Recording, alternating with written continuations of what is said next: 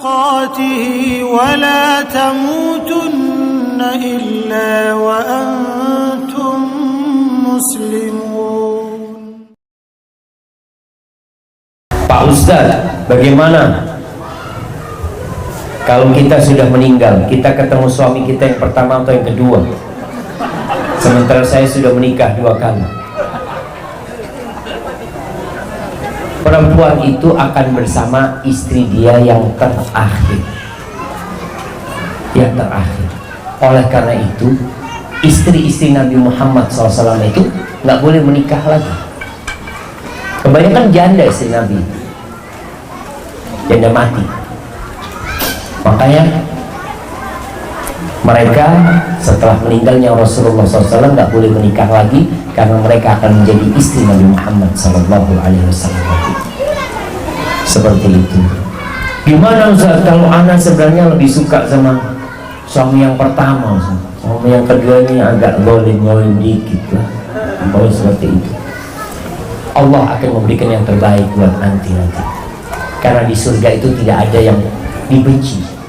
Fiha ma tashtahihil anfus. Semuanya indah di surga. Assalamualaikum warahmatullahi wabarakatuh.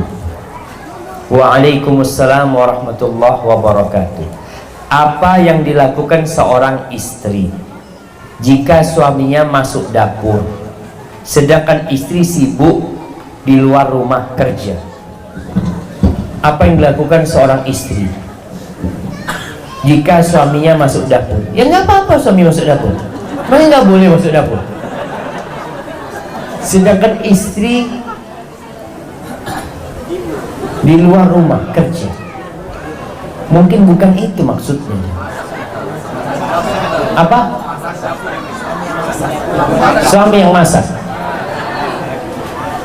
Berarti anti harus lebih menghormatin suami lagi, harus lebih menghormatin suami. Sejatinya bukan sesuatu yang aib suami masuk dapur membantu istrinya, tapi bukan dia yang masakin istri. Tapi kalau ternyata istri yang bekerja dengan kerjaan yang diperbolehkan dalam agama dan suami menerima kondisi tersebut, ya silahkan. Tapi sang suami ingat, engkau menjadi komandan karena engkau memberikan nafkah kepada istri.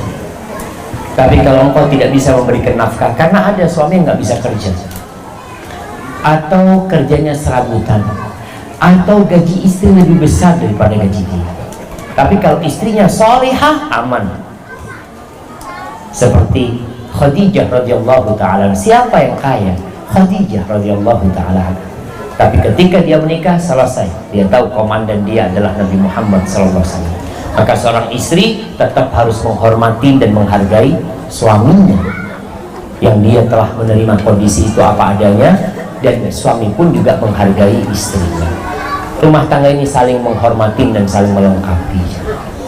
Allah mengatakan Jalla Jalaluh, hunna libasul lakum wa antum libasul lahun. Wanita-wanita itu pakaian buat kalian dan kalian pakaian buat wanita. Pak Ustadz mau nanya, apa ciri-ciri seorang istri calon penghuni surga? Tadi udah kita sebutkan. Dia menjaga sholatnya, menjaga puasanya. Perempuan ini tolong, wanita-wanita ini jangan sampai punya utang sampai mati. Suami tolong ingatkan istrinya. Wanita-wanita yang tidak punya puasa sunnah, biasanya utang Ramadannya tidak terbayar karena dia nggak punya puasa sunnah. Yang wajib aja berat dia lakukan. Tapi kalau wanita ini menjaga puasa Senin Kamis, insya Allah utangnya lunas. Wanita yang sholat 5 waktu, jangan ditunda-tunda sholatnya. Puasa di bulan Ramadan, dibayar utangnya, taat sama suaminya, jaga kehormatan dirinya, maka insya Allah dia akan masuk surga.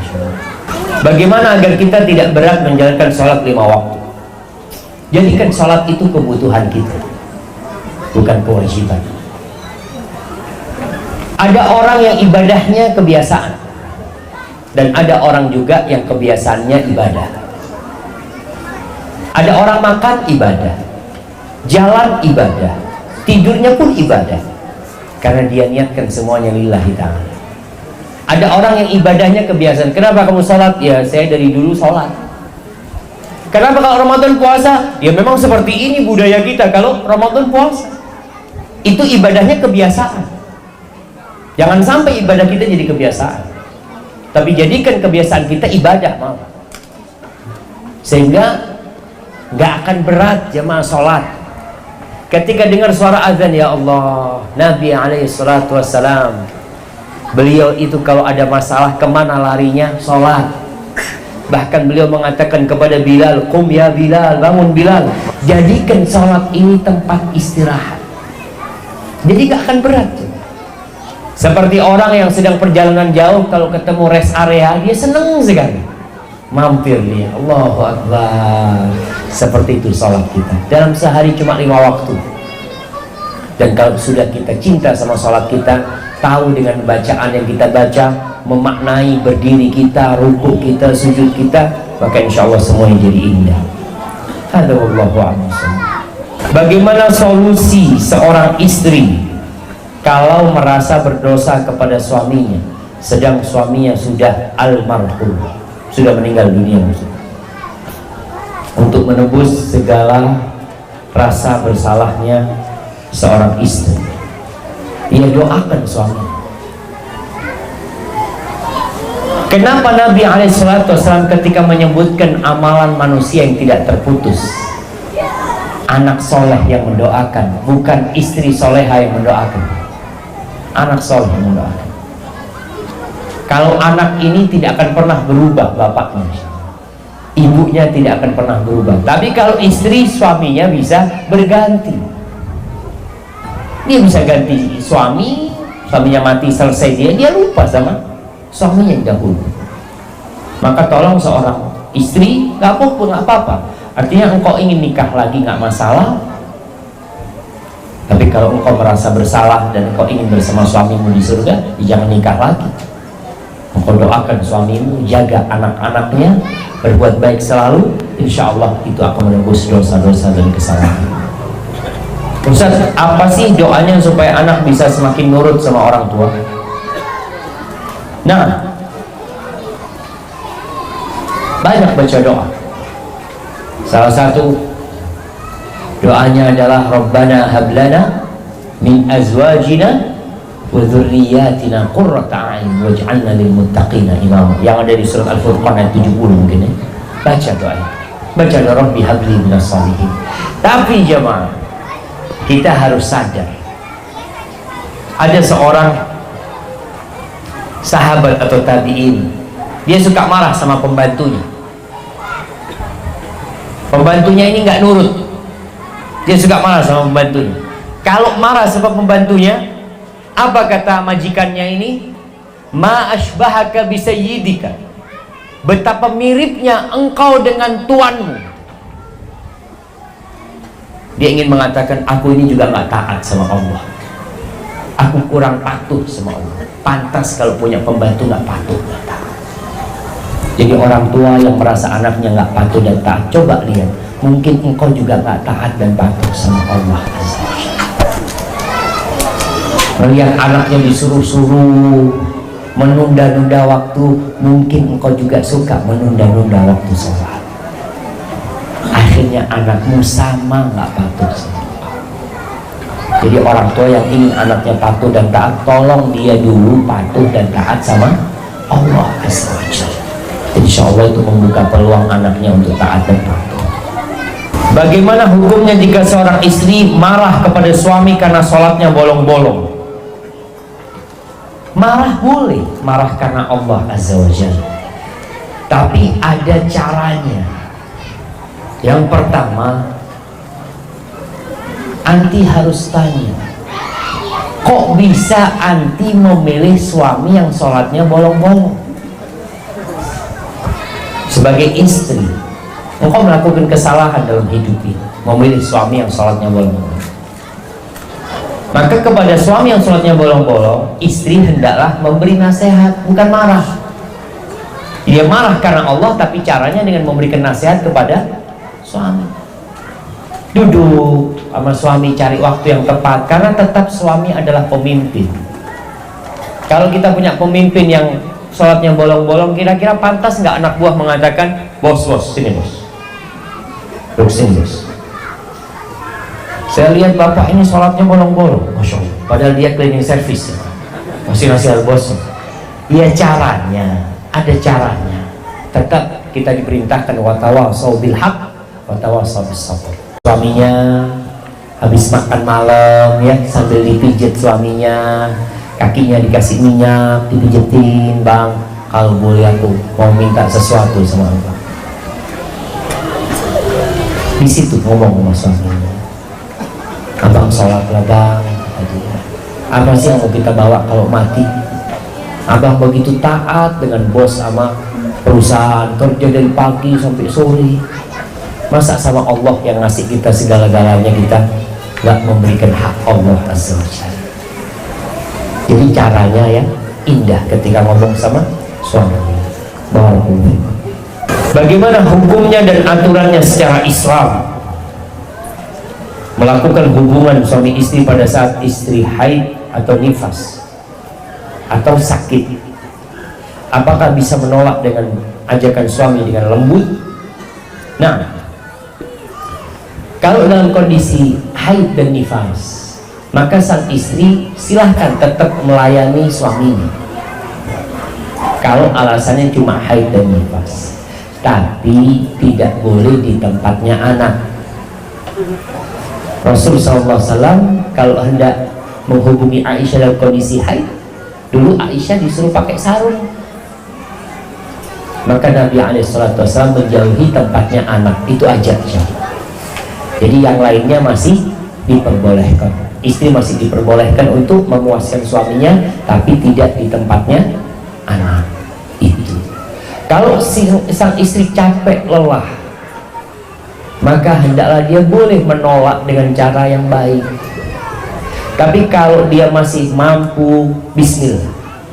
Dia capek lelah, ya Allah, atau dia sakit, merasa dia sakit, mudah-mudahan ini jadi obat. Dan insya Allah jadi obat. Ada suami yang pengertian, ada suami yang tidak pengertian. Maka jangan sampai kondisi rumah gara-gara menolak jadi ribut. Tapi kalau benar-benar istri sedang sakit parah, ya minta maaf sama suami. Bolehkah seorang bernyanyi tanpa alat musik? Karena ada yang berpendapat boleh dan tidak boleh. Nasyid artinya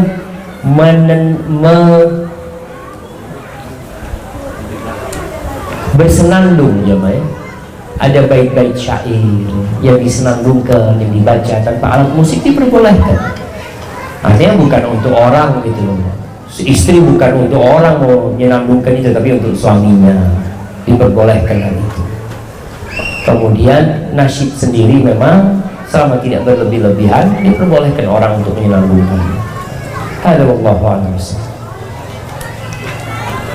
Mengapa di saat sholat wanita muslimah yang memakai cadar melepas cadarnya? Na'am jemaah. Karena memang ketika dia sholat, dia itu menghadap Allah Azza wa Jalla. Dia tutupin semua auratnya kecuali wajah dan tangannya. Namun ketika sholat ada lelaki yang memandang, di situ dia diperbolehkan untuk memakai cadarnya.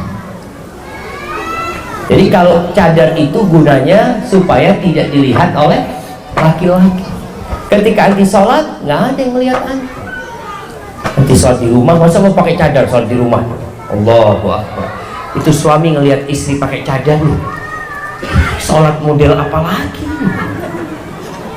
Dan kita tahu memang ada khilaf di antara para ulama, apakah wajah wanita itu aurat atau tidak yang harus ditutup maksudnya. Hadza wallahu a'lam. Bolehkah seorang yang bercadar memposting fotonya di sosial media? Buat apa? Min husni islamil mar'i tarkuhu ma la ya'ni. Termasuk kesempurnaan Islam seseorang itu meninggalkan sesuatu yang gak berguna buat dia. Jangan saudara. Jadi fitnah wanita itu ketika dia memposting wajahnya, walaupun dia pakai cadar ya, kemudian dengan matanya yang memandang, enggak Ustaz, ana tidak hendak menfitnah laki-laki Ustaz. Tapi untuk apa tujuannya? Maka ingat Allah mengatakan waqarna fi buyutikunna, tinggallah di rumah kalian. Ustaz, saya mau bertanya, bagaimana hukumnya apabila suami suka menghutangkan uang kepada temannya, tetapi istri tidak ridho karena bayarnya hanya janji-janji? Uangnya uang siapa? Uangnya istri apa uang suami? Kalau uangnya istri, dosa suami meminjamkan uangnya istri tanpa keridhaan dia. Kalau itu uangnya istri. Tapi kalau uangnya suami, ya suka-suka dia. Kalau itu uangnya suami, makanya suami ini tidak harus istrinya tahu dengan uang dia. Para wanita tidak punya hak untuk tahu berapa gaji suami, tapi wanita punya hak nafkah sesuai dengan kemampuan suami. Kalau suami punya pemasukan sebulan umpamanya 10 juta, ibu-ibu minta berapa? Minta berapa? Semua. Gitu kan? Makanya jangan dikasih tahu. Dia minta semua nantinya. Betul. Sedangkan suami ini punya kewajiban selain istrinya. Dia punya kewajiban mungkin memberikan nafkah kepada kedua orang tuanya, memberikan nafkah kepada adik-adiknya yang masih perlu bantuan dia, menyambung silaturahim dengan keluarganya. Mungkin dia mau bersodakoh, mau dia berwakaf. Kalau semuanya harus tahu istri, maka kapan dia bisa membantu kedua orang tuanya? Sedangkan istri kalau tahu suami suka ngasih orang tuanya, walaupun dia wanita soleha, kadang-kala ada perasaan nggak enak. Maka lebih baik istri nggak usah tahu. Tadi antum meminjemin uang kepada teman, silahkan pinjemin, utangin temannya, pamannya, tanpa istri tahu. Tapi kalau istri yang pegang duit, mau nggak mau tahu, maka usahakan antum kasih istri sesuai kemampuan antum. Ini uang belanja, sisanya silahkanlah untuk beli apa ini itu.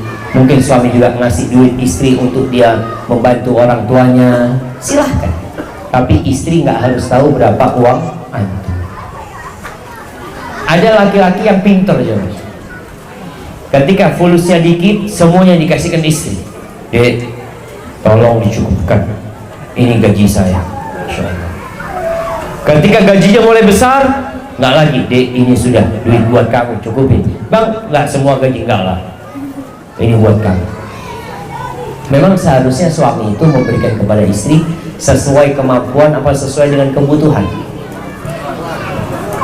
Sesuai kemampuan apa kebutuhan? Kebutuhan, kemampuan, bukan kebutuhan. Artinya kalau kebutuhan istri itu, umpamanya dia kebutuhannya sebulan itu hanya 2 juta, tapi suami mampu memberi 4 juta, kasih 4 juta. Tapi kalau kemampuan suami itu hanya 2 juta, kebutuhan istri 4 juta, berapa suami kasih? Ya tetap 2 juta. Istri harus menerima kondisi tersebut. Ini fair jemaah. Kalau sesuai dengan kebutuhan berat. Sehingga suami kadangkala dia harus berhutang sama istri. Bang, kebutuhan kita ini makan sehari 200.000. Jadi sebulan berapa jemaah? 6 juta. Sedangkan gaji suami cuma 3 juta. Oke bang, nggak apa-apa bang, sisanya anak itu hutang abang. Itu kalau sesuai kebutuhan. Tapi kalau suami mengatakan maaf di aku hanya punya 3 juta, cukup kan? Ya sudah, berarti pola makannya dirubah. Ngomong sama suami, iya kalau gitu mas, kita mulai saat ini lampu di rumah pakai lampu yang lebih kecil, nggak usah terang-terang, sesuai dengan uang yang ada. Kalau gitu mas, insya Allah besok kita sarapan tahu tempe. Ya sudah, sesuai dengan kemampuan, bukan kebutuhan. Ustaz, saya mau tanya, berapa lama istri ditinggal suami tanpa nafkah lahir batin baru dikatakan janda? Selama-lamanya tidak akan dikatakan janda. Wanita ini tidak bisa menceraikan dirinya sendiri, jemaah. Makanya perempuan kalau nggak dikasih nafkah sama suaminya, punya hak gugat cerai. Dia nggak bisa melepas dirinya, itu nggak bisa dia. Nggak otomatis gitu ya. Kecuali suaminya murtad, langsung pernikahannya rusak, selesai sudah. Ketika suaminya murtad, selesai, dia bukan lagi suami. Itu kondisi yang memang merusak pernikahan. Tapi kalau dia tinggal suami, nggak tahu suaminya mati mungkin di hutan sana, mungkin suaminya merantau, kemudian di sana dia menikah lagi, nggak pulang ke KP sini umpamanya, apakah otomatis perempuan jadi janda? Tidak. Dia harus datang ke hakim, melaporkan kondisi dirinya. Di sini nanti hakim memutuskan kalau dia sudah memulai masa iddahnya. Kalau suaminya dibilang mati, berarti warisannya dibagi. Kalau suaminya ada di sana tapi suaminya nggak mau balik, maka di sini nanti hakim memutuskan, udah kalau gitu engkau khulu, gugat cerai, dan nggak ada warisan kalau gugat cerai itu. Hadza wallahu a'lam bishawab. Saya sebagai seorang istri ingin bertanya, apa hukumnya jika mengajak suami sholat berjamaah tapi malah nyuruh duluan aja, malah mau sholat sendiri? Suami suruh sholat ke masjid, tapi kalau nggak mau sholat ke masjid ya sholat di rumah lah. Yang penting tetap melaksanakan sholat sambil nanti dimotivasi untuk ke masjid, dikasih motivasi dengan fadilah-fadilah tentang pahala sholat di masjid. Itu insya Allah membuat suami akan sholat di masjid. Kalau suami memang mengatakan sudah kamu sholat duluan, ya sudah, istri sholat dulu ketika suaminya menyuruh seperti itu. Masya Allah, ini pertanyaan terakhir jemaah. Bagaimana sikap kita sebagai istri dan ibu jika melihat suami berbuat zalim atau kasar kepada anak-anaknya? Apakah cukup diam saja atau boleh melawan suami karena sikapnya? Syukran Ustaz. Habibullah, ingat rumah tangga ini tetap ada watawasau bil haq watawasau bis sabr. Kalau dikatakan suami kasar sama anak-anak, ya kadangkala kekasaran suami itu karena karakter.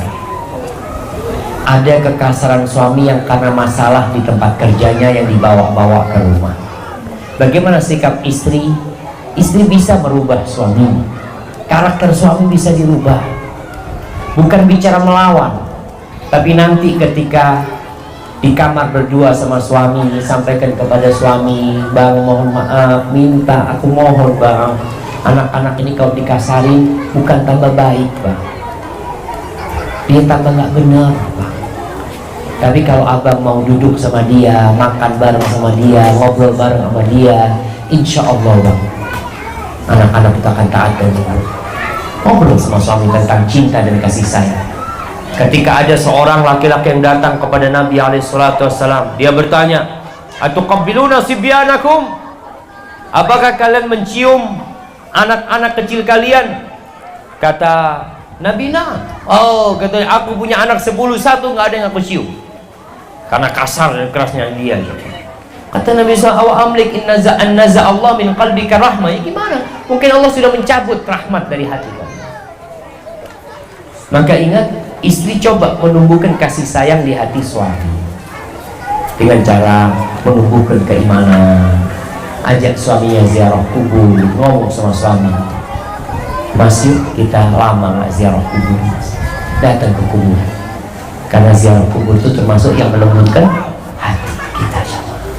Kemudian membesuk orang yang sakit, ngomong sama suami, "Mas, kita punya sedikit rezeki, yuk kita berangkat ke rumahnya orang yang sedang susah." Itu juga melembutkan hati. Hadza wallahu a'lam bishawab. Itu bisa saya sampaikan pada kesempatan kali ini. Apabila benar itu dari Allah Azza wa Jalla, kalau ada yang salah dan kurang berkenan itu dari diri anak pribadi, Allah dan Rasulnya terbebaskan dari kesalahan itu. Sallallahu ala nabiyina Muhammadin wa ala alihi wa sahbihi wasallam. Assalamualaikum warahmatullahi wabarakatuh.